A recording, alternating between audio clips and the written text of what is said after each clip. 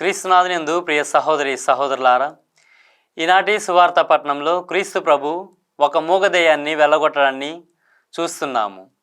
అయితే ఆ మూగదెయ్యం విడిచి వెళ్ళిన వెంటనే ఆ వ్యక్తి మాట్లాడడం ప్రారంభించాడు. ఈ అద్భుతాన్ని చూసిన అక్కడి ప్రజలు ఎంతో ఆశ్చర్యానికి గురి అవుతున్నారు. అయితే కొందరు మాత్రం క్రీస్తు ప్రభు చేసిన అద్భుత కార్యము దేవుని శక్తి వలన కాక దయ్యములకు అధిపతి అయిన బెల్జెబుల్ సహాయంతో చేస్తున్నారని ఆరోపించారు. ఇక్కడ మనం గ్రహించాల్సిన విషయం ఏమిటంటే, దేవుడు మన మధ్య పనిచేస్తున్నప్పుడు మనలో ప్రతి ఒక్కరూ ఆ విషయాన్ని ఒకే విధంగా అర్థం చేసుకోలేము. కొందరు విశ్వాసంతో చూస్తారు, మరికొందరు అనుమానంతో చూస్తారు. కానీ క్రీస్తు ప్రభు చేసిన అద్భుత కార్యము దేవుని రాజ్యము సమీపించినది అనే సంకేతాన్ని మనకు తెలియచేస్తుంది. అదేవిధంగా ఇదే సువార్త పట్టణంలో క్రీస్తు ప్రభు ఇలా పలుకుచున్నారు: ఒక బలమైన వ్యక్తి తన ఇంటిని కాపాడుకుంటే తన ఆస్తిపాస్తులు రక్షింపబడతాయి.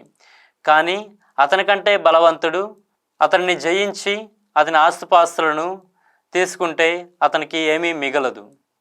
ఇక్కడ బలమైన వ్యక్తి సాతాను అయితే అతనికంటే బలవంతుడు క్రీస్తు ప్రభు అని మనం గ్రహించాలి. సాతాను శక్తుల కంటే దేవుని శక్తి ఎంతో గొప్పది అని మనం తెలుసుకోవాలి.